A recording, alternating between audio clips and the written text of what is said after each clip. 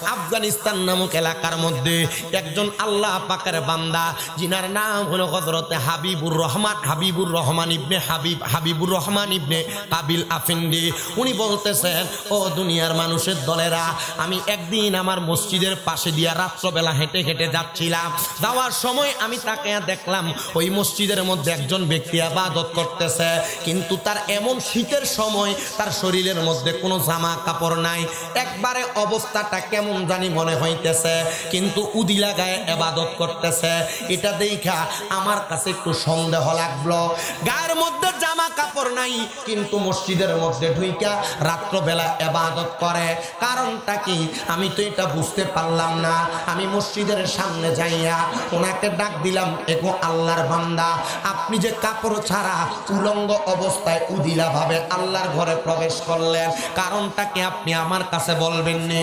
উনি বলেন, এটার কোনো কারণ নাই, আমি তো আল্লাহর বান্দা, আমার গায়ের মধ্যে কোনো জামা কাপড় নাই, কিন্তু জামা কাপড় যে নাই তুমি শুধু দেখছো, আর কেউ আমারে দেখে নাই। বলে, কেউ দেখে নাই কথা সত্য, কিন্তু আমার আল্লাহ তো আপনারে দেখছে, আপনার জামা কাপড় গুলা কোথায়? তিনি বলেন, আমি নামাজ পড়ার জন্য রাস্তা দিয়ে আমার এলাকা থেকে এই মসজিদের মধ্যে আসতেছিলাম, মাঝখানের এলাকার মধ্যে ডাকাত পড়েছে, চোর পড়েছে, পড়ার কারণে মানুষ ওই চোরটাকে খুঁজা পায় নাই। আমার রাস্তার মধ্যে পাইয়া মানুষ আমাকে আঘাত করেছে, আমারে প্রহার করেছে, আমার শরীরের জামা কাপড়গুলা তারা ছিঁড়া নিয়ে গেছে। এজন্য আমি আল্লাহর ঘরে জামা কাপড় ছাড়া আসছি, কিন্তু আমি জানি সতর ঢাকা ছাড়া, কাপড় পরা ছাড়া আমার আল্লাহ তাআলার কাছে আসা উত্তম না, আমার আল্লাহ তাআলার কাছে আসা যায় না। কিন্তু আমি এবার আমার মনে একটা আয়াত স্মরণ হয়েছে। কি স্মরণ হয়েছে? আয়াত স্মরণ হয়েছে। আমার আল্লাহ না বলছে, লা ইউকাল্লিফুল্লাহু নাফসান ইল্লা উসআহা। আমার আল্লাহ তাআলা কারো সাধ্যের বাহিরে কোনো কিছু চাপায়া দেয় না। আমি ওই মানুষগুলার কাছে বেয়াজ্জতি হওয়ার যোগ্য, এই জন্য আল্লাহ আমারে বেয়াজ্জতি করাইছে। আমি এই মানুষগুলার কাছে আমার জামা কাপড়গুলা দিয়া দেওয়ার যোগ্য, এই জন্য মানুষগুলা আমার জামা কাপড়গুলা ছিঁড়া নিছে। আর তোমার কাছে আমি ধরা খাওয়ার যোগ্য, আমি উলঙ্গ অবস্থায় মসজিদে আসছি, এটার জন্য আমি যোগ্য। এই জন্য আমার আল্লাহ তাআলা আমারে এমন ভাবে মসজিদে আনাইছে। এবার আল্লাহর বান্দা কয়, আমি কোন পাগলের ধান্দার মধ্যে পড়লাম?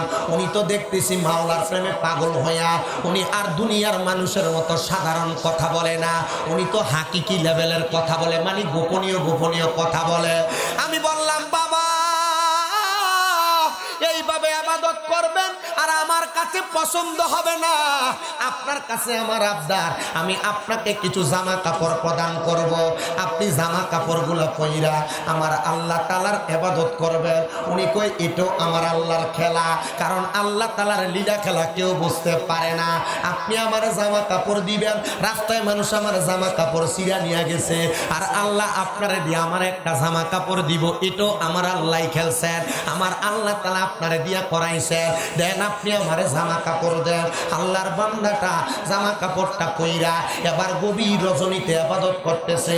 ওই ইবাদত অন্য কোনো ইবাদত না, ওই ইবাদতের নাম হলো তাহাজ্জুদের নামাজ। এ মুসলমানেরা, এ ইমানদারের দলেরা, এ বলশীত এলাকার পর্দার অন্তরালের আমার মা বোনেরা, তোমার ঘরে বুঝি বরকত নাই গো, বরকত নাই। তোমার ঘর থেকে যদি রোগবালা মুসিবত না ছাড়ে, তোমার ঘরে যদি জামাইর ইনকামের মধ্যে বরকত না হয়, আমি বলবো রে, স্বামী স্ত্রী দুইজন মিলে তাহাজ্জুদের নামাজ পড়ো। কারণ আমার আল্লাহ আমার নবীরে বলছে, ওয়া মিনাল লাইলি ফাতাহাজ্জাত বিহি নাফিলাতান লাকা আসা আইয়াবাসাকা রাব্বুকা মাকামান মাহমুদা। আল্লাহ নবীরে কয়, আপনি রাতের কিছু অংশে তাহাজ্জুদের নামাজ পড়েন, অতি সত্বর আপনাকে মাকামে মাহমুদ, প্রশংসার জায়গা দান করা হবে। এই আয়াত যখন আমার নবীর উপরে নাজিল হয়, আমার নবী সারা রাত্র দাঁড়ায়া 2 রাকাত নামাজ পড়ছে রে। 2 রাকাত নামাজ পড়া আমার নবী আল্লাহর কাছে কান্দে। মা আয়েশা সিদ্দিকা কয় জগতের মানুষ আমি দেখলাম আমার নবীর রুকু বড় লম্বা, আমার নবীর সেজদা বড় লম্বা। আমি নবীর রুকু সেজদা লম্বা দেখা নবী যখন নামাজ শেষ করছে ফজরের আগ ওয়াক্ত হয়ে গেছে, আমি আমার নবীরে বললাম ইয়া রাসূলুল্লাহ আপনারা তো কোনোদিন এত লম্বা সেজদা দিতে দেখি নাই, আপনারা তো কোনোদিন এত লম্বা রুকু দিতে দেখি নাই।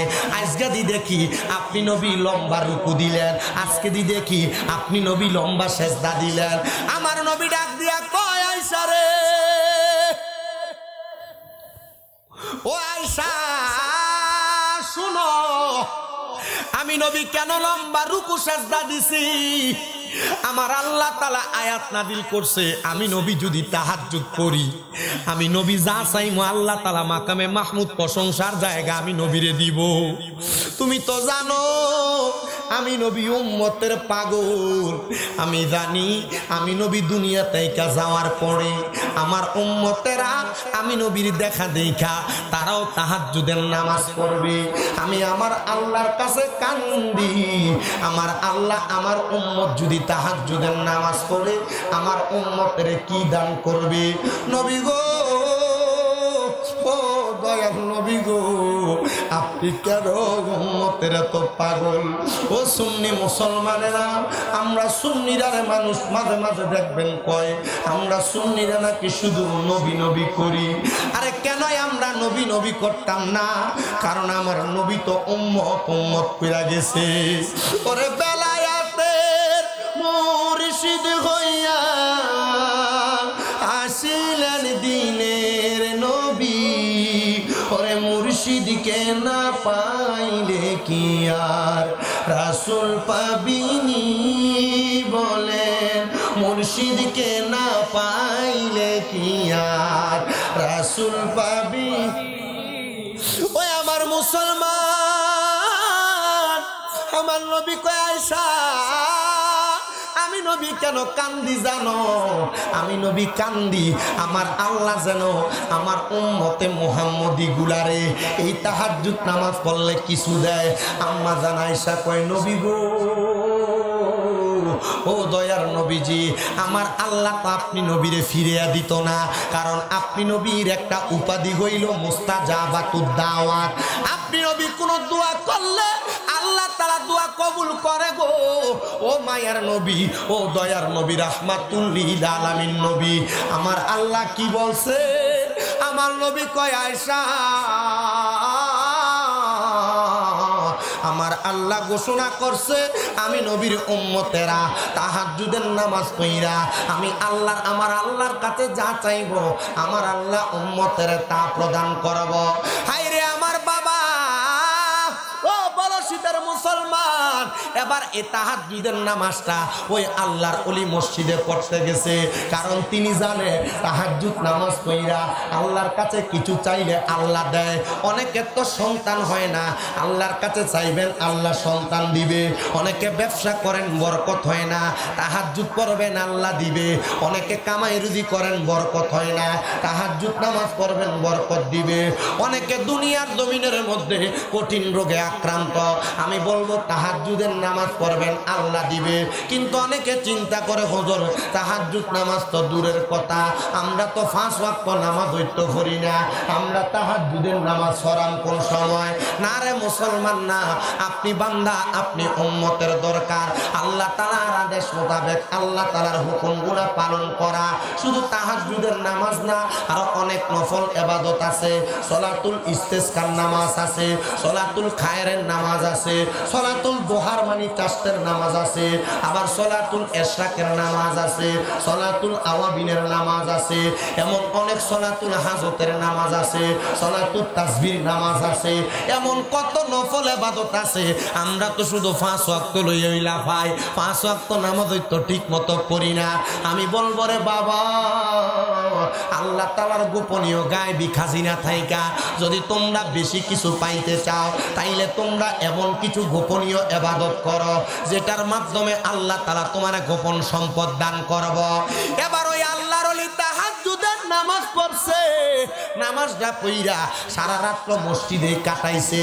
নামাজ পইরা যখন এবার সকাল হয়ে যায়, এশরাকের নামাজ পইরা আল্লাহর ওলি মসজিদ থেকে বের হয়। রাত্রে যেই ব্যক্তির লগে দেখা হয়েছে ওই ব্যক্তি বাড়ি থেকে বের হয়, আল্লাহর ওলি মসজিদ থেকে বের হয়ে সামনের দিকে যায়।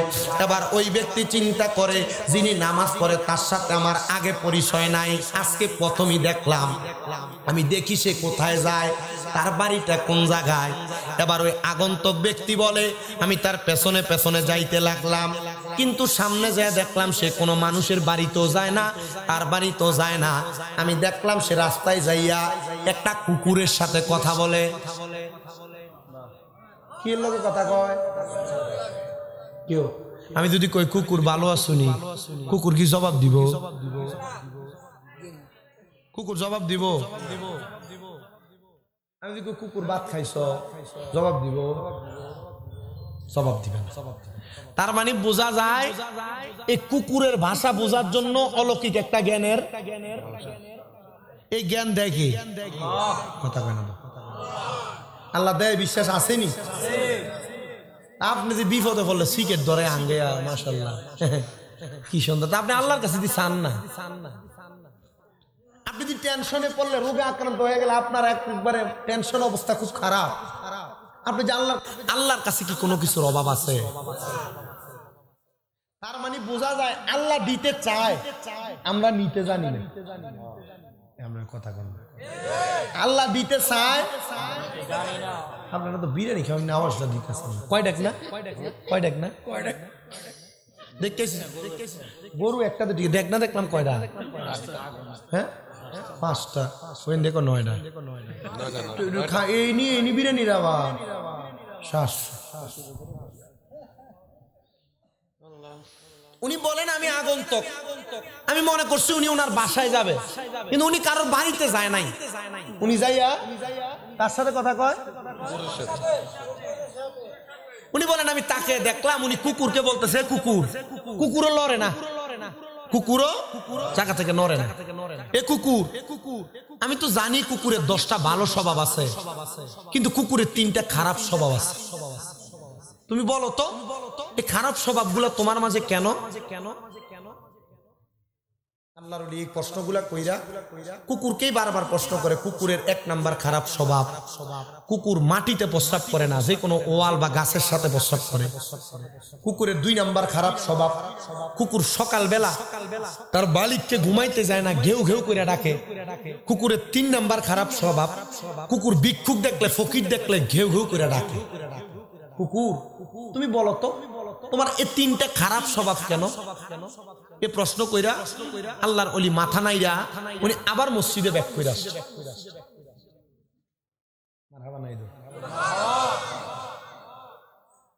ওই আগন্তুক ব্যক্তিটা বলে আমি ওনার পেছনে পেছনে মসজিদে প্রবেশ করলাম।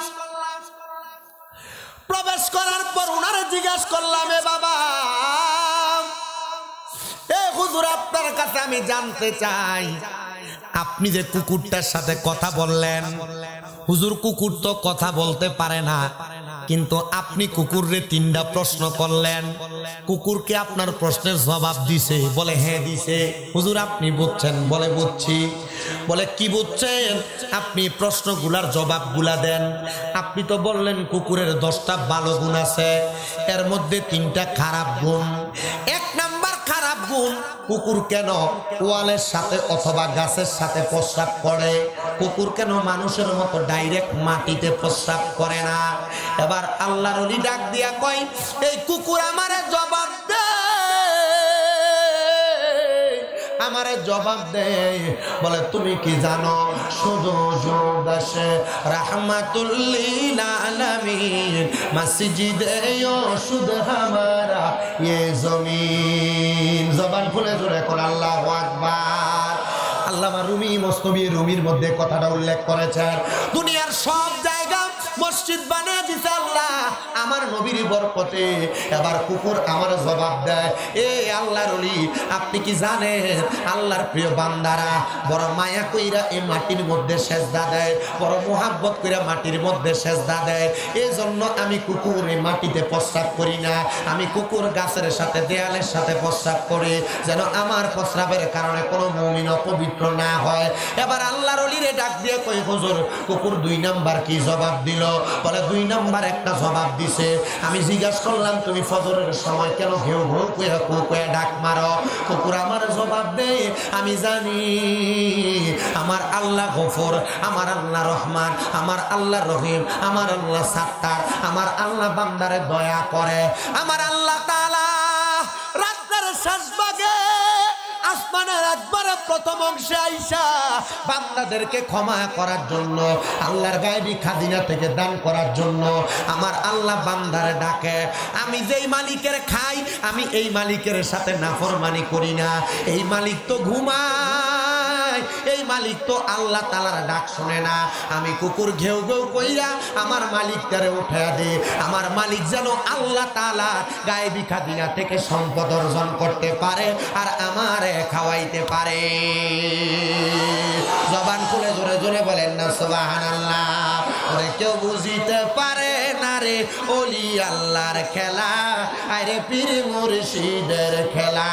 আরে জোর করিয়া বুঝতে গেলে তার গটে মরণ জ্বালা। কেউ বুঝিতে পারে না রে ওলি আল্লাহর খেলা, আরে পীর মুর্শিদের খেলা। আরে 36 বছরে কারোর কেনাগি ফুটে না, আবার 6 মাসেরও কালের দয়াল পায় যে 16 আনার দয়াল পায় যে 16 আনা। দয়াল জোর করিয়া দিবে তোরা, জোর করিয়া দিবে তোরে বগের যত প্রেম জ্বালা।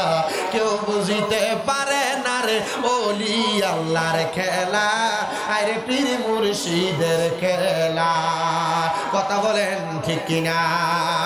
এবার ওই আগন্তুক ডাক দিয়া কয়, আল্লাহর ওলি গো, তাহলে 3 নাম্বার প্রশ্নের জবাবটা দেন। কুকুর যে দুনিয়ার জমিনে থাইকা ফকিরকে দেখলে ঘো ঘো করে ডাকে, কুত্তায় ফকির দেখলে গেউ গেউ করে ডাকে। আপনি যে প্রশ্ন করলেন কুকুর আপনারে কি জবাব দিছে? বলে কুকুর আমারে জবাব দিছে, এই ফকির বেড়া বোঝে না, দুনিয়ার মানুষের কাছে দেয়া দেয়া হাত পাতে। এই ফকির জানে না দুনিয়ার মানুষের সম্পদ দেয় আল্লাহ, দুনিয়ার মানুষের দয়া করে আল্লাহ, দুনিয়ার মানুষের সব কিছু দেয় আল্লাহ। ফকির আল্লাহর কাছে না চায়, মানুষের কাছে চায়। ফকির কার কাছে চায়? বহুত এলাকাত ফকিরের বিল্ডিং ঘর। কুমিল্লা শহরের এক ফকির, তার দৈনিক কামাই 3000। কয় হাজার? কই না এই কথা কই দিব সামনে শুনিনি, হেতের কথা কই। তার কামাইলো দৈনিক 3000 2500। আমি তার একদিন জিগাইলাম, এ কি অবস্থা? তার টুপি মাথাতে টুপিটা লইয়া, কি অবস্থা? কাকে কিছু খাওয়াবে? এরপরে কম না, তারে কিছু খাওয়াই। মনটা পকেটে টিয়া ছিল, তারা লইয়া গেছি কুমিল্লা আমানিয়া হোটেল, কান্দির পারে আর কি। হোটেলে তারা খানা দিল, কিতা খাইবা? পরোটা খামু, একটা মুরকা খামু, মানে যে মুরকার যে সাফ আর কি, মুরকা খামু, একটু ডাইল খামু, আর একটা সাইড টিয়া দো দিয়ে আমি তার লোক বইছি। না, তার লোক তোর কথা কই, আমার একজন লোক আমি না আছে, হেমিয়ার লোক আমি কথা কমু, তার লোক একটু কথাটা শেষ কর। তারা জি গেলাম, রে তোর কামাই কত সত্যি করে কবি, আর নাহলে দেখবি যে মিশা কথা কইলে তোর কামাইয়ের বরকত কমে দেবে। ভাই হুজুর মানুষ, সামনে লোক মিশা কথা কইলে আসলে যদি বরকত কমে যা, ভাই আমার একটা সর্বনিম্ন কামাই 2500। কত মাসে? কত? 60,000। আর ইন্ডিয়া 10 70 75 কেন 75 মা তো টিয়া কই দি? ভাই আমার 2টা অটো আছে না, কয় না দি 2টা কিটা আছে? আর তুই বিলাতি দি 8 টিয়া কো কবা মা জাগা লইছি না আমি, কত দূর? 5 ঘন্টা খালি। তো বাড়িটারি করস না, খাই খাওয়াস না, খা ভিক্ষা করস, খা। ভাই অভ্যাস হয়ে গেছে গা। কি হয়েছে এখন? আমার মাঝে মাঝে দেখলে কুমিল্লা কান্দির পারে না, পাঞ্জাবিটা টান দিয়ে ধরে। পাঞ্জাবি দাম নে এ তো টিয়া লাগবো না তোমার থেকে নন যাইতো না আমি যে ওয়াজ করি হ্যাঁ আমার এর মোবাইল আছে ভরে গেছে হ্যাঁ মোবাইল আছে আমি কিন্তু তোমার ওয়াজ শুনি ওয়াজ শুনস খ আসেনি মোবাইলে ক আছে দিছি তো লাগাইয়া চিন্তা করি এটা কইলে নিতে আবার দেখা তুমি আমার কথাটা কিরে দেয় কইলে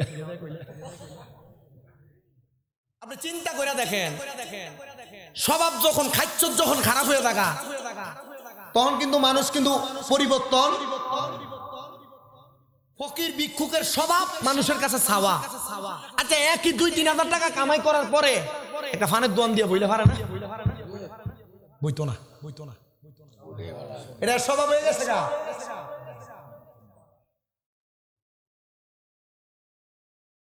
গত কয়েকদিন আগে জয়পুরহাট গেছি যাওয়ার সময় রাস্তায় দাঁড়াইছি এক মহিলা ভিক্ষা খুঁজে তো আমাদের চাক্কা পাল্টাইছি আমরা বগুড়াতে তো আমি এনে এক বেডিজন ভিক্ষা করে আমি কইলাম কি গো আমি যে ভিক্ষা করেন সুস্থ মানুষ ক বাবা কিতা করবো তো ভিক্ষা যে করে আমি কইলাম তো আমরা বাড়িতে একটা কামের লোকের দরকার আবার আমার মাদ্রাসার ভিতরে একটার ভিতরে কাম রামদুন্যা বেডি নাই আমার এনে 8,000 টাকা বেতন দিই করবেন নি চাকরি আমার ভাই শ্যান 2টা মাইয়া আছে আমার জামাই নাই তো এরা নিয়ে খাবার লাগে মাইয়া দিয়ে চাইব কেডা আমি যদি কাম করি উত্তর রেডি আমার কথা যেটা আপনি যদি আল্লাহর কাছে চাইলে আল্লাহ আপনার দেয় আপনি তো ফকির মানুষ ভিক্ষা করতে করতে খাইছ খারাপ না কইরা ফকিরের কথা বাদ দিলাম আপনি সাধারণ পাবলিক আপনার কামাই 500 কিন্তু আপনার সংসার চলতেছে না আপনি তাহাজ্জুদের মুসল্লায় আর রাত্রবেলা আল্লাহর কাছে কাইন্দেন দেখবেন 1 দিন 2 দিন 3 দিন 1 মাস 2 মাস 3 মাস তাহাজ্জুদের মুসল্লায় যদি খাস নিয়তে হারাম না খাইয়া যদি কামতে পারেন আল্লাহর খাজিনায় অভাব আছে অভাব নাই কিন্তু আমরা চাইতে জানি উনি বলতেছে কুকুর আমার উত্তর দেয় আমি ফকির দেখলে এই জন্য গেউ গেউ করি এই ফকির জানে না এই ফকির মানুষের কাছে চায় যে আল্লাহ মানুষরে দেয় এই ফকির যদি সেই আল্লাহর কাছে চাইতো তাহলে আমার আল্লাহ তাআলা ফকিরকে দান করত এই জন্য আমি আপনার কাছে জানতে চাইলাম হুজুর আপনি কেমনে এই ক্ষমতা অর্জন করলেন যে কুকুরটার সাথে আপনি বোঝাপড়া করতে পারলেন উনি কয় আমি আল্লাহ তাআলার কিছু বাড়তি ইবাদত কইরা আমি এই ক্ষমতা অর্জন করেছি এই কথা বলার পরে আল্লাহর বান্দাটা ওই জায়গার মধ্যে মাথাটা চক্কর দিয়া পইরা গেছে মাথাটা চক্কর দিয়া পড়ার পরে ওই আল্লাহর বান্দা আস্তে আস্তে কিছুক্ষণ পরে আগন্তুক ব্যক্তি পানি দিয়া তারে হোশ কইরা ডাক দিয়া কয় হুজুর আপনি যে মাথা চক্কর দিয়া পইরা গেলেন কারণটা কি বলবেননি বলে অন্য কোনো কারণ নাই আমি একটা কারণে চক্কর দিয়া পড়ছি বলে কোন কারণে বলে আমি তোমার সাথে যে কথা বলেছি আমার কথাটা একটা মিথ্যা কথা ছিল বলে কেমন মিথ্যা কথা ছিল গো বলে মিথ্যা কথা হইল আমি নামাজ পড়া ইবাদত কইরা এই ক্ষমতা অর্জন করি নাই বলে কিভাবে আপনি ক্ষমতা অর্জন মা বাবা দুনিয়াতে যখন বাইচা ছিল আমার আম্মা আব্বা বাইচা থাকা অবস্থায় তারা বড় বৃদ্ধ মানুষ ছিল আমার আব্বা এবং আম্মা জানের বাম হাত এবং পা প্যারালাইজড হয়ে গেছে তারা চলতে পারতো না তারা কোনো কিছু করতে পারতো না আমি আমার মা বাবা মরার আগ পর্যন্ত ওই প্যারালাইজড হওয়ার কারণে আমার মা বাবা বড় মুত্তাকি ছিল আমার মা বাবা বড় নেককার ছিল আমি আমার মা বাপের সামনে নিয়ে আমি তাদের নামাজের সময় নদী থেকে পানি আইনা আমার মা বাবারে ওযু করায়া দিতাম আর আমার আম্মা আব্বা ওযু করত ওযু কইরা দোয়া করত আমার জন্য আমার মা বাবা একদিন আমার সামনে নিয়ে আমার আল্লাহর কাছে দোয়া করছে মনিব আমার যে সন্তান আমরা ল্যাংড়া মানুষ আতুর মানুষ আমাদেরকে কষ্ট করে পানি আইনা ওযু করায় দেয় আমার সন্তান তো অন্য কোনো কাজে যায় না আল্লাহ তুমি আমার সন্তানটারে কবুল কইরা নাও আমার সন্তানটারে কবুল কইরা নাও আল্লাহ তুমি আমার সন্তানটারে তোমার বন্ধু বানায় নাও আমার মা বাবা যে আমার লাগা দোয়া করছে এই দোয়ার বরকতে আল্লাহ আমারে এই ক্ষমতা দান করছে আরে আল্লাহর বান্দা তোমারে যেই ক্ষমতা দান করলো এই ক্ষমতাটা পাইয়া তুমি খুশি হইছো নি? বলে আমি শুধু এই ক্ষমতা পাইছি না, আমি যখন দুনিয়ার জমিনে থাইকা চোখটা বন্ধ করে আমার আল্লাহ তাআলার কাছে কান্নাকাটি করি, আমার আল্লাহ তাআলা আমারে আমার মা বাবার কবরের অবস্থা সম্পর্কে বলে, ও আমার আব্বুজিরা গো, আপনাদের অনেকের মা তো মারা গেছে, আপনাদের অনেকের বাবা তো মারা গেছে। মা বাপ মারা যাওয়ার পরে আম্মা আব্বা কবরে কেমন আছে আপনারা তো জানেন না, আম্মা আব্বা কবরে কেমন আছে আপনারা তো খবর বোঝেন না। আমি বলবো যদি আম্মা আব্বা কবরে কেমন আছে এই খবরটা আপনি জানতে চান, এই খবরটা আপনি বুঝতে চান, আপনি যদি আম্মা আব্বার কবরের খবরটা জানতে চান, আম্মা আব্বার কবরের খবরটা বুঝতে চান, আপনি আল্লাহ তাআলার কাছে সেজদার মধ্যে পইরা যান, দেখবেন আমার আল্লাহ তাআলা আপনার আম্মা আব্বার কবরের খবরটা জানিয়ে দিবে। হে আমার মুসলমান, এ বলশীদের বাবা, যাদের মা কবরে, যাদের বাবা কবরে, আমার আল্লাহ তাআলা কিন্তু আপনাদের মা বাবার কবরের অবস্থা কথা কইলো না, ফরওয়াজ করি কি করলাম কইলি কইলাম কিন্তু দুইবার দাঁড়াইছি এর লাগি না, আমার নিজের ডিস্টার্ব আর কি, মানে সাইডের আওয়াজ হইলে পারি না। এ মুসলমান, এ নবীর উম্মতের দল, আশিকে রাসূল ভাই বাবারা, আপনি চাইলে আপনার দোয়া দিয়া আপনার মা বাবার কবরের অবস্থা পরিবর্তন করতে পারবেন।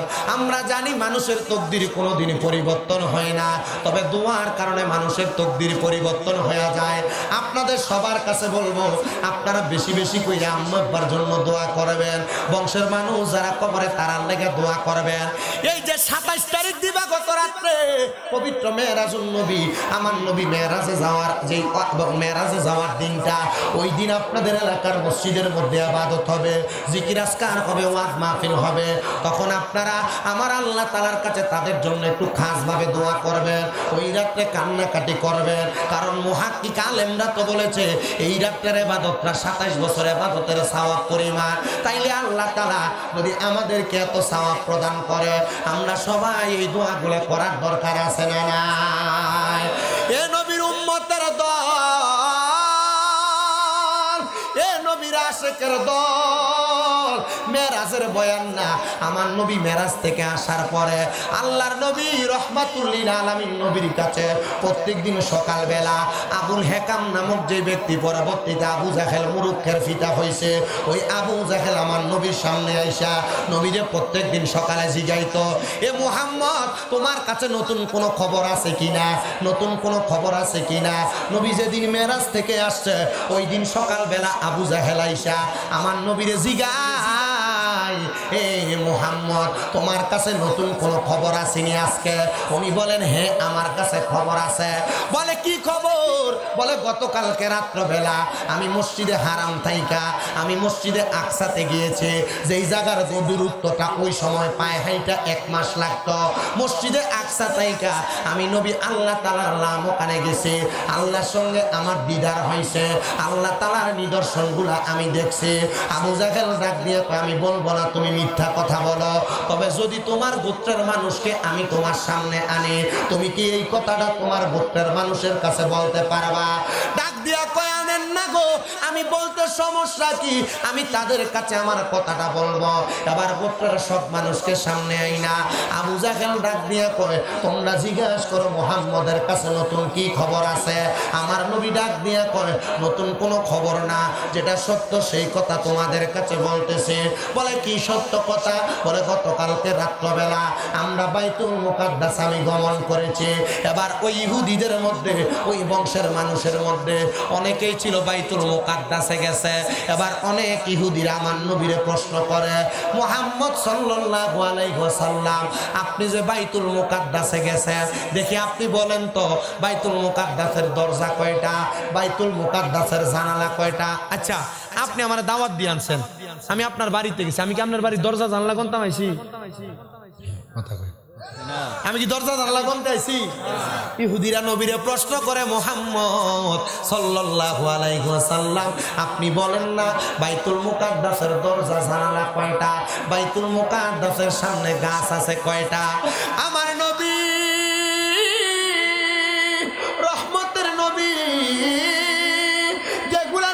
নবীর চোখ দ্বারা দেখছে সব কিছু বর্ণনা করতেছে। আমার নবী বলে আমি যখন বর্ণনা করতেছি আমি একটা একটা করে বলতেছি, কিন্তু আমার আল্লাহ তাআলা আমি নবীর সামনে বাইতুল মুকাদ্দাসটারে আমার চোখের সামনে ভাসায়া দিয়া রাখছে। আমি নবী দেইকা দেইকা দেইকা দেইকা ওই ইহুদিদেরকে জবাব দিয়া দিছে, এই ইহুদিরা তোমরা যে বিশ্বাস করো না বাইতুল মুকাদ্দাসে কয়টা দরজা কয়টা জানালা, আমি তোমাদেরকে বর্ণনা করতেছি। আর মনে রাখবা আমি নবী বাইতুল মুকাদ্দাসে যাইয়া অমুক জায়গার মধ্যে একটা আংটার মধ্যে আমার বোরাকটারে বানছিলাম, ওই জায়গাটার কত বললেন। একটা ইহুদি ডাক দিয়া কয়, ওয়াল্লাহি আল্লাহর কসম কইরা বলি,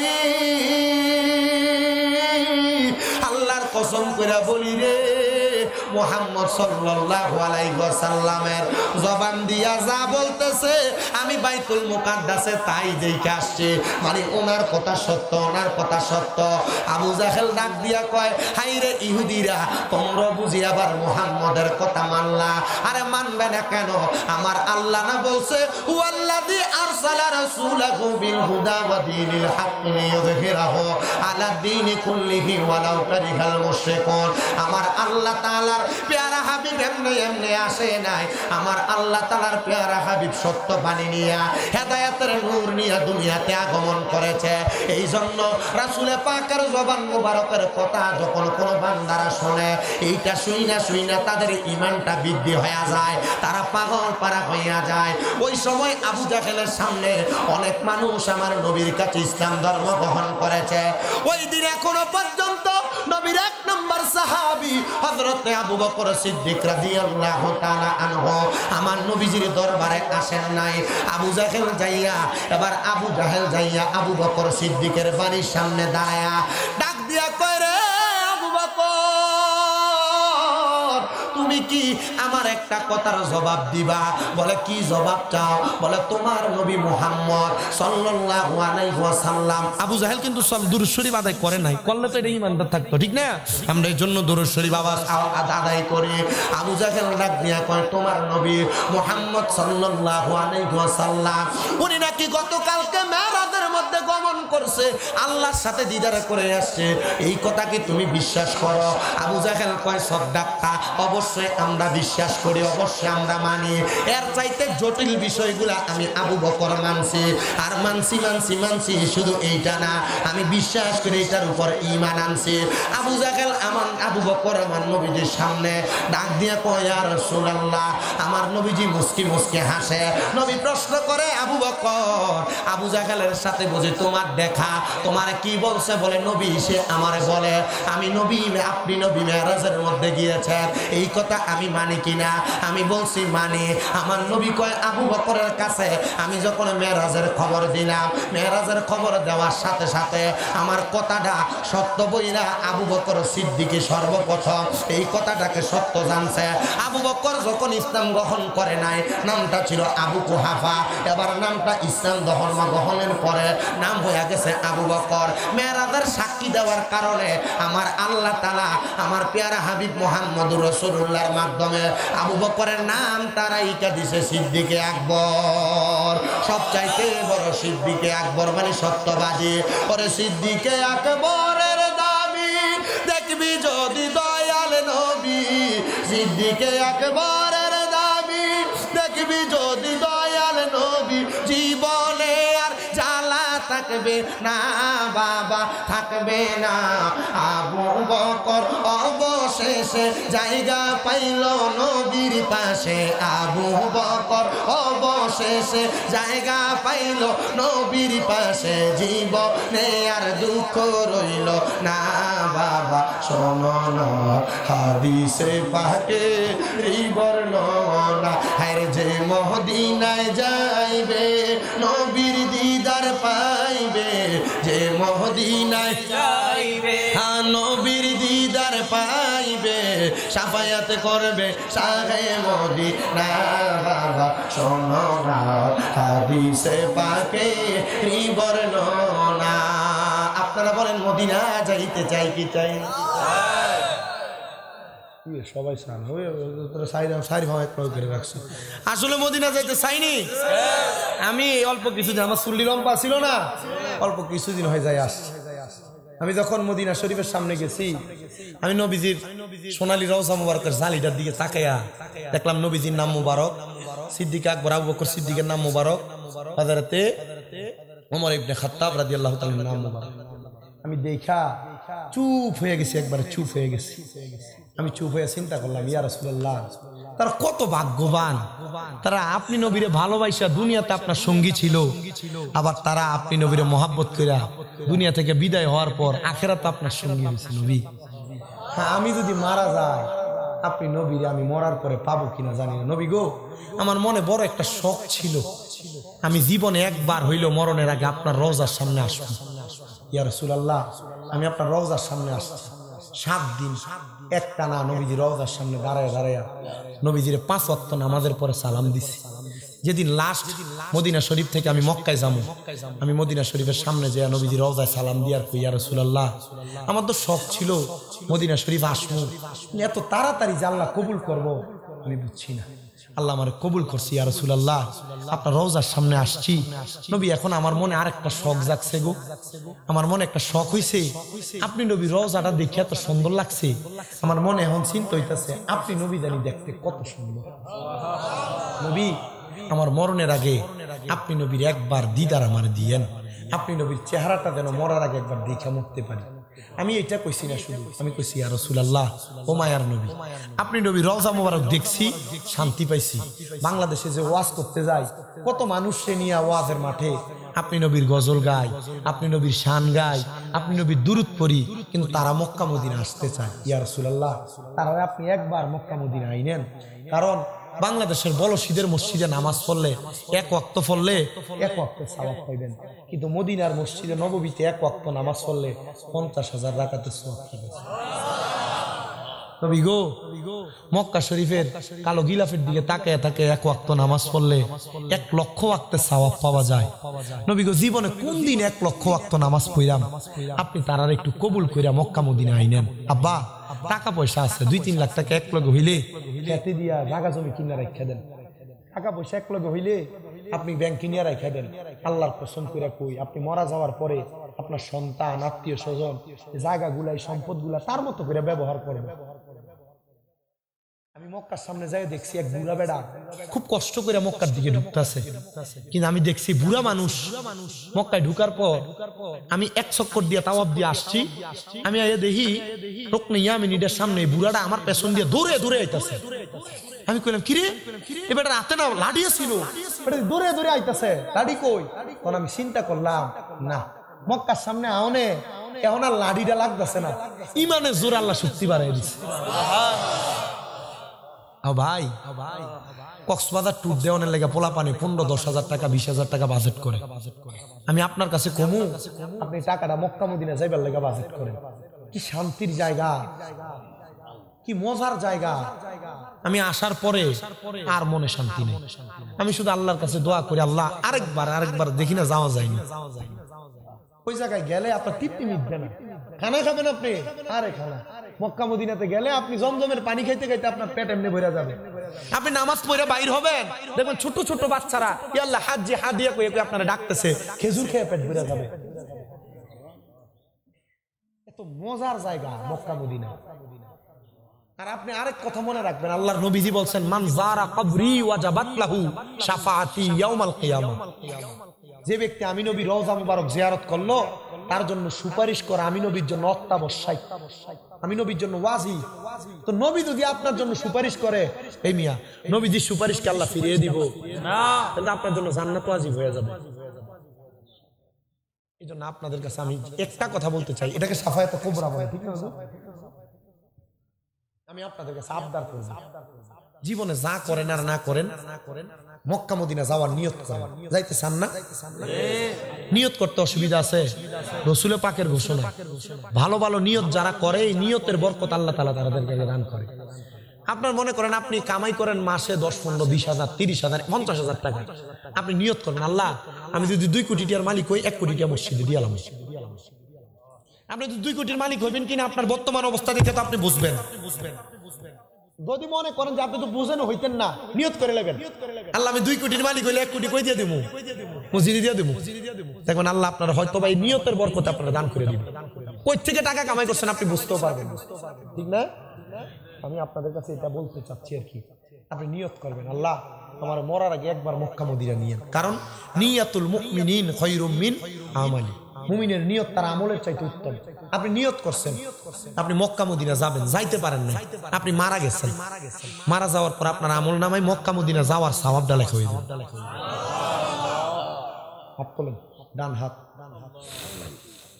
বলেন আল্লাহ মরণের আগে একবার হইলেও মক্কা তাওয়াফ মদিনা জিয়ারত নসিব করেন, আমিন। যদি যাইতে নাও পারেন আমল নামে যাওয়ার সওয়াব হবে, মহাব্বতে কোন আমিন। তাহলে আমরা সবাই যাইতে চাই তো ইনশাআল্লাহ, মহাব্বতে পড়েন যে মদিনায় যাইবে নবীর দিদার পাইবে, যে মদিনায় যাইবে নবীর দিদার পাইবে, সাফায়াত করবে শাহে মদিনা।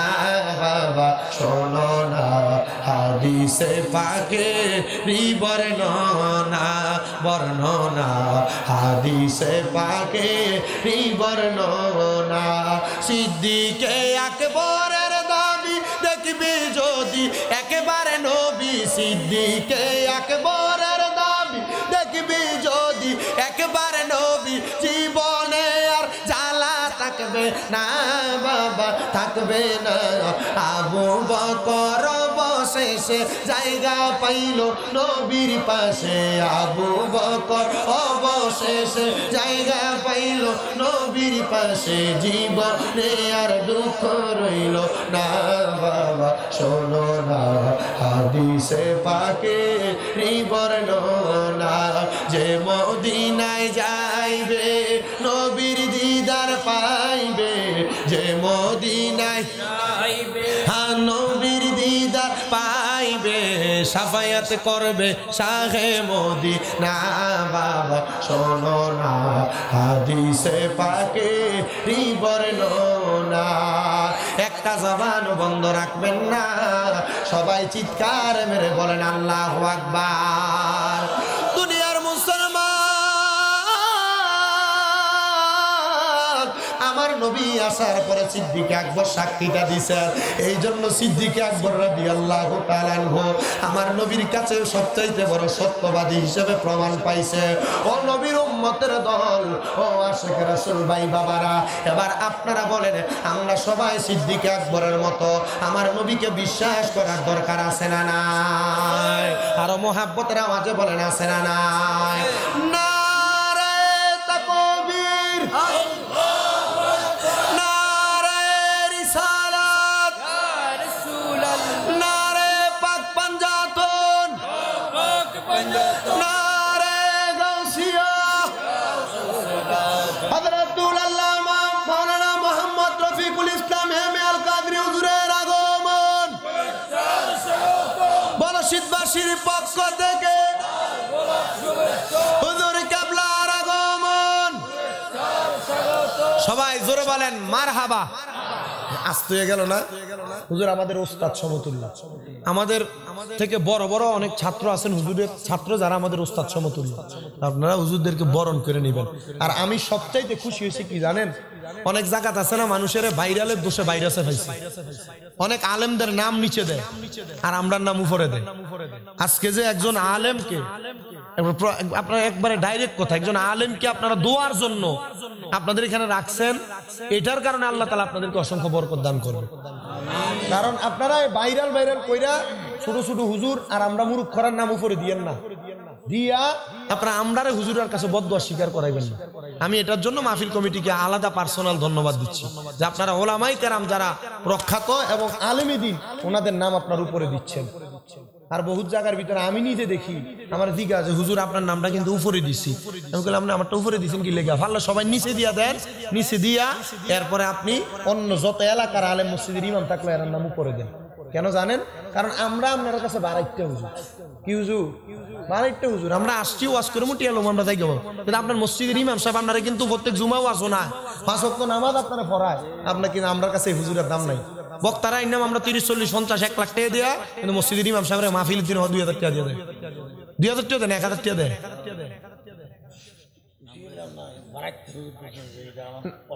আমি আরে কইছি আমি বাড়িতে কি তো আমি নবীদের ওয়ারিস হয়তো এটার কারণে আমি নগণ্য, আমি আরো ছোট বানাই, ওরা তুলাম দিয়া, হ্যাঁ আমি আরো ছোট বানাই আর কি, আরো ছোট বানাইছি।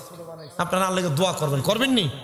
করবেন। আমার মাদ্রাসাটির লেগে দোয়া করবেন, আমার মাদ্রাসার ছাত্রটির জন্য একটু দোয়া করবেন, আমার মাদ্রাসার ছাত্রদের জন্য দোয়া করবেন। কারণ এই যে এখন যে একটা অবস্থা না, ঠান্ডার কারণে ছাত্ররা কথা বলতে পারে না, গলা দিয়ে কথা আসে না, কাশি দেয়, আমি খুব হতবম্ব। না না না, আমার মাদ্রাসা সব কুমিল্লা নূরপুরে। আপনার অনেক মা বাবা আছে বিদেশি পোলাভাইনেরা বালাবুরা খাওয়াইয়া সুন্দর করে পড়ালেখা করাইতেছে কুমিল্লা নূরপুর চকবাজারে তাহফিজুল কোরআন ইন্টারন্যাশনাল হিফজ মাদ্রাসা। না না না, আর বাড়ি না, আর বাড়ি কুমিল্লা শহরে। আপনারা শুধু আমাদের জন্য দোয়া করবেন, করবেন না ইনশাআল্লাহ? এই যে বলো শীতের মানুষ, যুব সমাজ, এলাকার মানুষ এত সুন্দর জান্নাতের বাগানের ইন্তজাম করে, আপনারা কি খুশি না? আপনারা কি খুশি না? এটার উসিলায় আল্লাহ চাইলে কি আমাদেরকে কবুল করবে না? আছে হুজুর, মসজিদ আছে, আল্লাহ কবুল করবে আমাদের। এই জন্য আপনাদের সবার কাছে আমার আবদার, আপনারা ওলামায়ে কেরামকে সম্মান, ইজ্জত, তাজিমের সাথে রাখবেন তো ইনশাআল্লাহ। সিদ্দিক আকবর রাদিয়াল্লাহু তাআলা আনহু যখন তিনি দুনিয়া থেকে ইন্তেকাল করলেন, ইন্তেকাল করার পর সিদ্দিক আকবর রাদিয়াল্লাহু তাআলা আনহুর লাশ মুবারককে নিয়ে সাহাবায়ে কেরাম অপেক্ষা করছেন, ওনার লাশ দাফন করবেন। আমি আল খাসাইসুল কুবরাতে ঘটনাটা দেখে আমি বড় অবাক হইলাম, কিরে ওনার জীবনীতে এত বড় ঘটনা। সিদ্দিক আকবর রাদিয়াল্লাহু তাআলা আনহুর ইন্তেকালের পরে এবার সব সাহাবায়ে কেরাম ওনার জানাজা পড়ার পর সবাই অপেক্ষা করছেন, ওনাকে কোথায় দাফন করবেন? পাশে জান্নাতুল বাকি না, সিদ্দিক আকবর রাদিয়াল্লাহু তাআলা আনহুর লাশটাকে জানাজা পড়ার পর অনেক সাহাবায়ে কেরাম যখন বসা, হঠাৎ একজন সাহাবী উনি উল্লেখ করে বলতেছেন, হে নবীর কলিজার টুকরা সাহাবায়ে কেরাম, আমার রাসূলে পাক আমাকে অল্প কিছুক্ষণ আগেই বলে দিলেন সিদ্দিক আকবর রাসূলে পাকের দুনিয়ার সঙ্গী ছিল, হিজরতের সঙ্গী ছিল। আমরা যেন সিদ্দিক আকবরকে নবীজির পাশে শোয়া দিয়া আমরা যেন সিদ্দিক আকবরকে রাসূলে পাকের আখিরাতের সঙ্গী বানিয়ে দিই। আচ্ছা বাবা, সিদ্দিক আকবর রাদিয়াল্লাহু তাআলা আনহু, আবু বকর সিদ্দিক রাদিয়াল্লাহু তাআলা আনহু যদি নবীজির মেরাজের সাক্ষী দিয়া, নবীজির সাথে হিজরতের সাথী হইয়া, নবীজির দুনিয়ার জীবনের সাথী হইয়া উনি যদি ইন্তেকালের পর নবীর পাশে জায়গা পায়, আমরা নবীর পাশে জায়গা পাবো কিনা এটা বলতে পারি না, জান্নাতুল বাকিতে জায়গা পাবো কিনা এটা বলতে পারি না। তবে আমরা যারা সুন্নি মুসলমান আমরা দাবি করি, আমরা এতটুক বিশ্বাস রাখি যে হুজুর আমরা ইন্তেকাল করার পর, আমরা ইন্তেকালের আগে সাখরাতুল মাউতের বিছানায় আমরা নবীজির দিদার চাই, ঠিক কিনা? নবীজির দিদার চাই কি চাই না? আব্বা তো নবীজির দিদার চান, আপনি নামাজ পড়েন না, লাভ হইব? নবীজির দিদার চান, আপনি নামাজ পড়েন না, কোন লাভ আছে? নবীজির দিদার চান, আপনি দুনিয়ার জমিনের ভিতরে যত বদ কাজ আপনারা দিয়ে হয়, আপনি ভাইবেন নবীর দিদার। নবীজির দিদার চান, আপনি আপনার ভাই ভাতিজার জমি দখল করে খান, ভাই ভাতিজার সম্পদ বুঝিয়ে দেন না, লাভ হইব? নবীজির দিদার চান, মৌতের পরে আপনি নবীজির সুপারিশ চান, কিন্তু আপনি খান সুদ, আপনি খান ঘুষ, আপনি খান পরের হক মাইরা। আপনারা কোন এমন লোক আছে না নাই? মসজিদ ইমাম সাহেবের ফ্যাশনে একবার আখ কাতারে যায় নামাজ পড়ে, সুদের টিয়া খায়, আসেনি? আবার বিভিন্ন জায়গার ভিতরে এই সুদখুট্টিরে ধরে নিয়ে মসজিদের সভাপতি বানায়, এই ঘুষখুট্টিরে ধরে নিয়ে মসজিদের সেক্রেটারি বানায়, এই সুদখোর ঘুষখুট্টিরে ধরে নিয়ে এলাকার মাতাব্বর বানায়। বানায়নি? আপনার মাতেন না, বানায়নি? দোয়ানে বয়ে বয়ে দেখবেন এই সুদখোর আর ঘুষখুট্টি লম্বা লম্বা কথা কয়, লিখসাস করে, কথা কন না কেন? হ্যাঁ, কিন্তু এগুলার কথা আপনি বলতেছেন না, আপনি এরা ডরে দেখতে সালাম দেন, সালাম আলাইকুম, কিন্তু যাওয়ানোর পরে চিন্তা তার উপর খোদার গজবপুর হয়নি। এটা কিন্তু আল্লাহ রাসূল সাল্লাল্লাহু আলাইহি ওয়াসাল্লামের, আমি গত জুমার আগে জুমা একটা হাদিস শরীফ পড়ছি, তিরমিজি শরীফ আস-সুনান 2211 নম্বর হাদিস। আমি পড়ে দেখছি যে রাসূল সাল্লাল্লাহু আলাইহি ওয়াসাল্লাম এই যে আমরা আযাব গজব, বিভিন্ন নতুন নতুন রোগ, বিভিন্ন ঠাড়া পড়া অথবা এই যে ভূমিকম্প, বড় বড় আযাব আসতেছে আমার কাছে, এটি কেন আসে? আমি পরে দেখলাম রাসূল সাল্লাল্লাহু আলাইহি ওয়াসাল্লাম হযরত আলী ইবনে আবি তালিব রাদিয়াল্লাহু তাআলা আনহুর মাধ্যমে হাদিস বর্ণনা করছেন যে রাসূল বলেছে যখন দেখবা আমার উম্মতের মাঝে 15টা কাজ হইতেছে তখন মনে করবা তোমাদেরকে আযাব গজব চারিদিক থেকে আঁকড়ে ধরতেছে, চারিদিক থেকে আযাব গজব পাকড়াও করতেছে। এর মধ্যে একটা হইলো যে সমাজে মানুষ যাদেরকে এই যে সমাজের এই যে মসজিদের সর্দার মাতাব্বর বানাইবো, এটি একবার নিকৃষ্ট মানুষকে ধরে ধরে বানাইবো। 2 নাম্বার আরেকটা যেটা দেখছি এটা হইলো মানুষের অনিষ্টতা থেকে বাঁচার জন্য মানুষ তারা সালাম দিব, সম্মান করব। ওই যেটা কইছি সামনে এলে আসসালামু আলাইকুম ভীষণ দিয়ে গেলে তার উপর গজব দেয়। এটা অনিষ্টতা থেকে বাঁচার জন্য কি করব? সালাম দিব, সম্মান করব। প্রথম যেটা রাসূল সাল্লাল্লাহু আলাইহি ওয়াসাল্লাম বলেন গনিমতের মাল নিজের সম্পদ মনে করবে, গনিমতের মাল নিজের সম্পদ মনে করবে। 2 নাম্বার আমানত, আপনার কাছে কেউ 1000 টাকা রাখলো নোট, আপনার কাছে পরে চাওয়ার পর আপনি দিলেন 2টা 500 টাকার নোট, অথবা আমানত রাখলো আপনি নিজের মনে করে এটা খরচ করে ফেললেন। আর এমন অনেক মসজিদের সেক্রেটারি আর ক্যাশিয়ার আছে টাকা যেমনে বাড়িতে নেই এমনি আবার এনে ফেরত দেয়, কিন্তু আমরা তারা বহুত জায়গায় বাজার করে ভাই এটা তো আলহামদুলিল্লাহ আপনারা শুকরিয়া, নাই তো আপনারা মসজিদের কথা কই না। আমার কাছে গত কয় তারিখ সাল্লাল্লাহু আলাইহি ওয়া রাসূলুল্লাহ সাল্লাল্লাহু আলাইহি ওয়া সাল্লাম ইয়ার দিকে এক মাহফিলে সিলেটের দিকে যাওনে আমার কাছে 3-4 জন মসজিদের হুজুর মুয়াজ্জিন যে হেও বিচার দেয় হুজুর এরা মসজিদে মাহফিল করে তো সানা, হুজুরের না মিলাদ মাহফিল করবো এরা চায় না, কালেকশন করাইয়া কালেকশনের টিয়া মানুষের দিত সানা, কালেকশন করে অমুকে 5000 লেখাইছে মসজিদের সভাপতি লো এলা একজনেতে 5000 সেক্রেটারি 5000 খুঁজলে কমা অমুক রান্না দিয়ে দিছি এবার সিঙ্গেলে কয় তো জানি না। হুজুর মসজিদের মাইকটি বানাই তো সানা, তার কাছে টাকা আছে।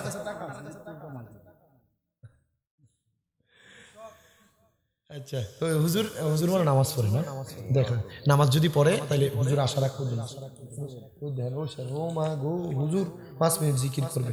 আচ্ছা আমি এদিক কইরা এই জিকির তো এটা আল্লাহর ডাক, কিন্তু এই জিকির করলেও কিন্তু দেখেন না আমরা বন্ধ কইব এটা কইব হেটা কইব কয় না, আপনি কয় যে আমি প্রথম দিয়ে জিকির করছি, জিকিরের ভিতরে এমন কোন বাক্য ব্যবহার করছি আল্লাহ রাসূলের শান। আল্লাহ তাআলা আমাদেরকে সহি সমঝ দান করুন। তারপর আমার কাছে মুয়াজ্জিন বিচার দেয় হুজুর এই মসজিদে যে মাইকটি হুজুর কুদুর ফালরা না, এটা যে আযান দিলে আমি আল্লাহু আকবার করি এটার ভিতরে হোনা যা হুজুর মাইকটি কুদুর ফালরা না, আমি বললাম তো হুজুর তারা এমনি চলতেছে, এই সভাপতিও নামাজ পড়ে না সেক্রেটারিও নামাজ পড়ে না, হুজুর এরা শুধু কোন রকম তওবা করে চলে। আমি বললাম তো কিটা করতাম, হুজুর একটু মাহফিলে কইয়া দিয়ে যায়। আমি আবার কিয়ামতের আলামতের ওয়াজ করতে যাইয়া আল্লাহ রহমতুল্লাহ হাতার খাদ্য যা আছে সব তুলে দিচ্ছি না, মনে আমার সেক্রেটারি হুজুর আপনি কি কেউ কইয়া দিছে ওয়াজ করতে, আমি কই কেউ কইছে না কইছে জানি না, ওয়াজ ভালো হয়েছে হুজুর রাজ্যের ওয়াজটা ফাটাফাটি হয়েছে। কয় কেটে এটা সেক্রেটারি ওই মুয়াজ্জিনে আইস দিয়া মুখ ধরে লেছে, মুয়াজ্জিনে হাসি দিয়া মুখ ধরে লেছে। আমার কত হইলো আমানত যার কাছে খেয়ানত হয় এ সেক্রেটারি বুকিল লিখে মিয়া কথা কইবে এ কেসিও না কেমনে এ টাকা মেরে খা। আল্লাহ রাসূল বলছেন যে আমানতকে নিজের সম্পদ মনে করবে। 3 নাম্বার যখন দেখবা স্বামী স্ত্রীর বাধ্য, ঘরের ভিতরে বউ সর্দারি করে, জামাই কিছু কইলে হয় না, জামাই কোনো কথা কইছে বউ দেখেন চুপ করে তুমি চুপ থাও আমি কইতেছি। যদি দেখো স্ত্রী স্বামীর বাধ্যগত, স্বামী স্ত্রীর বাধ্যগত, তখন মনে করবা তোমাদেরকে আযাব গজব চারিদিক থেকে সন্তান মায়েরও বাধ্য থাকবে, মায়ের। 5 নাম্বার সন্তান তার বাবার অবাধ্য হবে। 6 নাম্বার শুধু অবাধ্য হবে না, সন্তান তার মা বাবার চাইতে বন্ধু বান্ধবকে বেশি সম্মান করবে,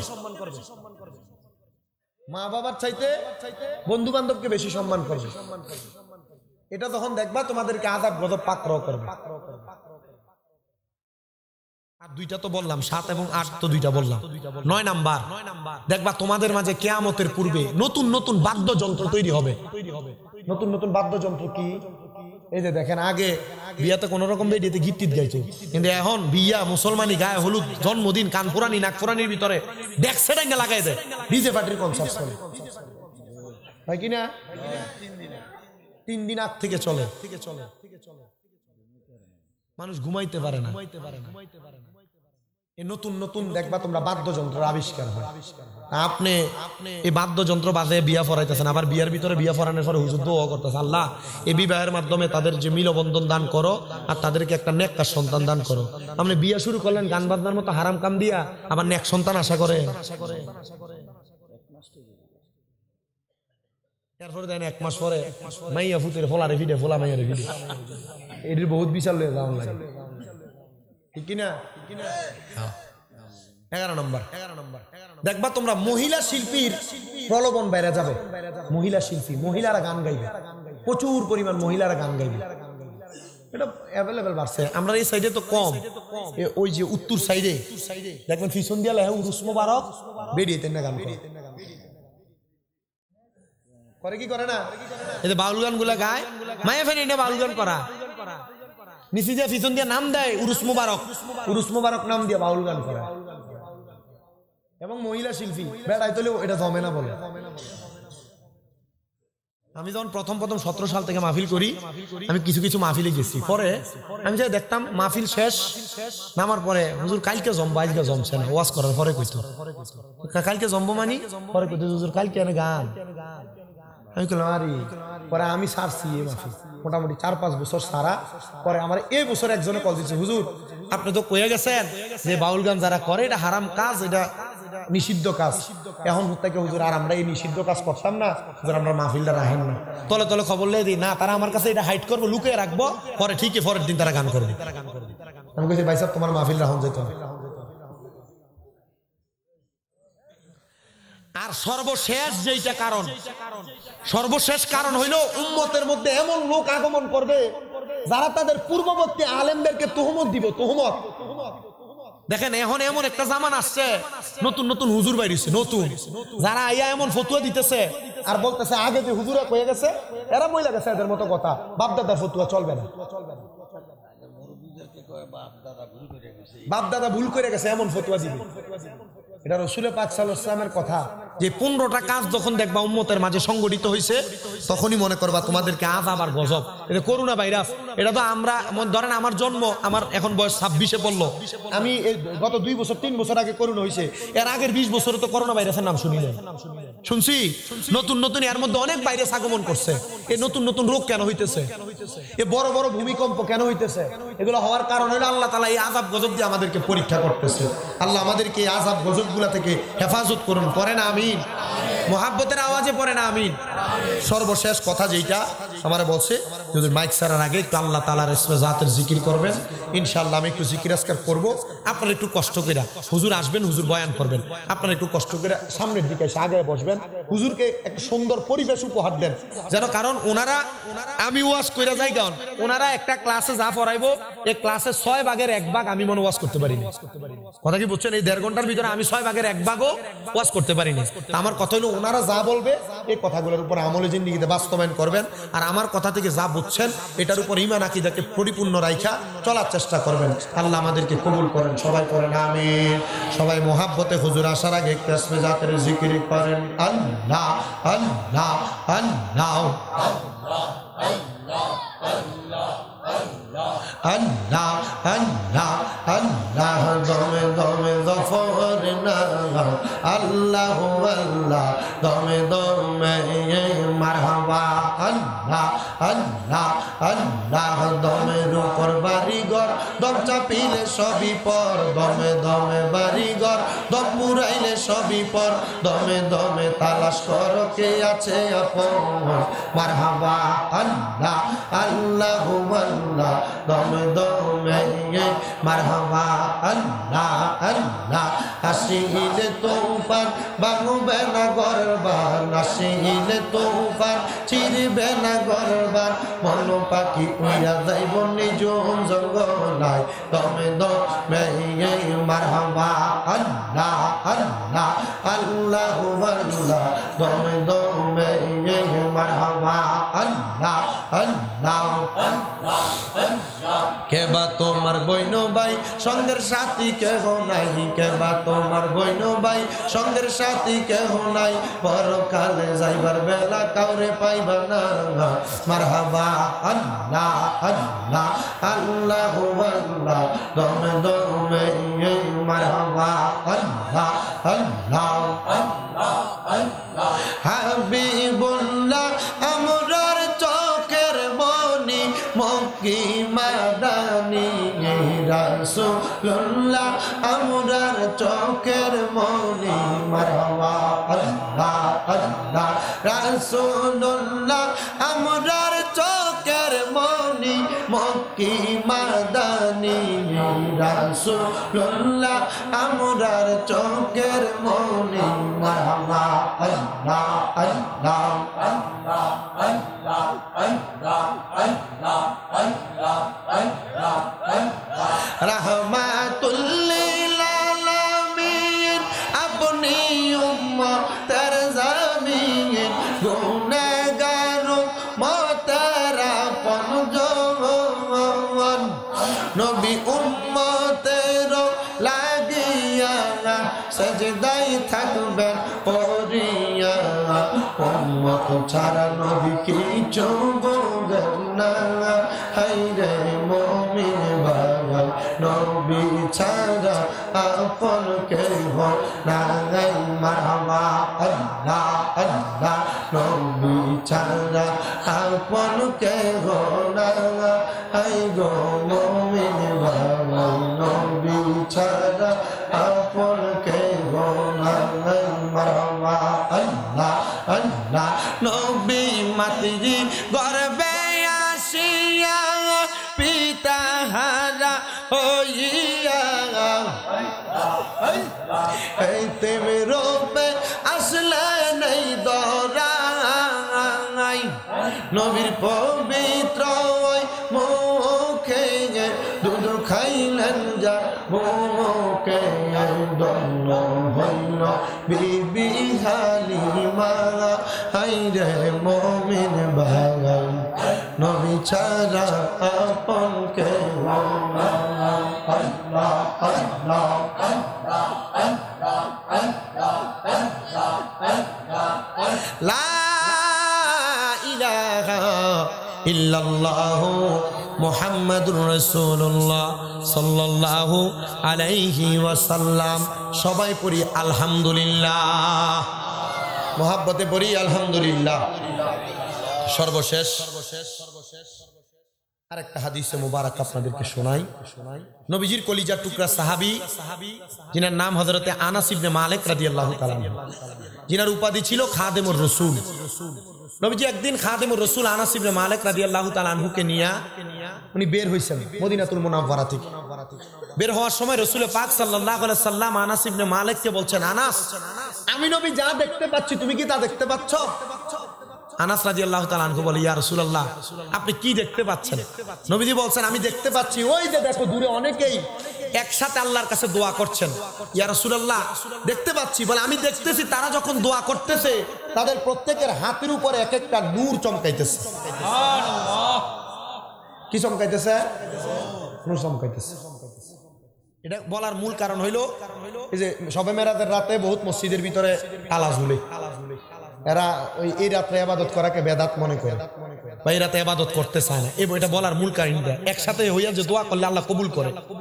আনাস রাদিয়াল্লাহু তাআলা আনহু নবীজিকে বলছেন ইয়া রাসূলুল্লাহ আপনি দোয়া করেন আমিও যেন এই নূর দেখতে পাই রাসূল দোয়া করলেন আনাস রাদিয়াল্লাহু তাআলা আনহু বলেন আমি তাকাইলাম তাদের দিকে আমি দেখলাম তাদের হাতের মধ্যে নূর দেখা যাচ্ছে আনাস ইবনে মালিক রাদিয়াল্লাহু তাআলা আনহু বলেন আমার নবী আমাকে সাথে সাথে বললেন আনাস তাড়াতাড়ি চলো আমরা তাদের সঙ্গে দোয়াতে অংশীদার হব আমার নবী আনাস ইবনে মালিক রাদিয়াল্লাহু তাআলা আনহুকে নিয়ে দোয়ার মধ্যে অংশীদার নবীজি সাল্লাল্লাহু আলাইহি সাল্লাম নাকি ওই সাহাবায়ে কেরাম তারা যে দোয়া করতেছে আমার নবী সেই দোয়া করতেছে আমার নবী তাদের সাথে আমিন আমিন বলতেছেন এই যে আমরা দোয়া করার সময় আমিন বলি, আমার নবীও ঠিক এমন ভাবে আমিন বলতেছে। আনাস রাদিয়াল্লাহু তাআলা আনহু বলতেছেন ওই জায়গার মধ্যে তারা দোয়া করতেছিল, তাদের এলাকার মধ্যে বৃষ্টি বর্ষণ হয় না। এই জায়গার মধ্যে যখন তারা দোয়া করেছেন তাদের এলাকার মধ্যে বৃষ্টি বর্ষণ হয় না, ফসল ফলাদি হচ্ছে না। আমার নবী তাদের সাথে দোয়া করে মসজিদে নববীতের মধ্যে প্রবেশ করতে দেরি, আর আমার আল্লাহ তাআলা একটানা 7 দিন তাদেরকে বৃষ্টি প্রদান করেছেন। জোরে বলেন সুবহানাল্লাহ। আল্লাহ যেন আমাদেরকে এমন দোয়া করে করে দোয়া অর্জন করার তৌফিক দান করে, দোয়া করে